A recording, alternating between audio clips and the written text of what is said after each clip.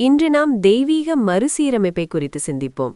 பரிசுத்த வேதாகமத்திலே சங்கீதம் 126:5 இவ்விதமாக கூறுகிறது: கண்ணீரோடே விதைக்கிறவர்கள் கெம்பீரத்தோடே அறுப்பார்கள்.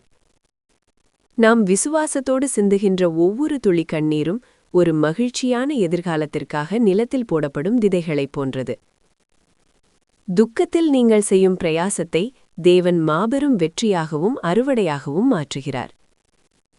இன்று நீங்கள் சந்திக்கும் போராட்டங்கள் உங்கள் வாழ்க்கையின் முடிவு அல்ல, மாறாக அது வரப்போகும் ஒரு உன்னதமான மகிழ்ச்சியின் காலத்திற்கான ஆயத்தமாகும்.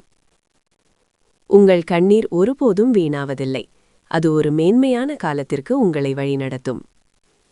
ஜெபம். ஆண்டவரே, என் இதயம் பாரமாக இருக்கும்போதும் சோர்ந்து போகாமல் தொடர்ந்து நன்மையை விதைப்பதற்கான பலனை எனக்கு தந்தருளும். என் கண்ணீர் வீணாகவில்லை என்பதையும், எனக்காக ஒரு மகிமையான அறுவடையை நீர் ஆயத்தம் செய்திருக்கிறீர் என்பதையும் நான் முழுமையாக நம்புகிறேன். உம்முடைய மகிழ்ச்சியே என் பலனாக இருக்கட்டும். ஆமேன்.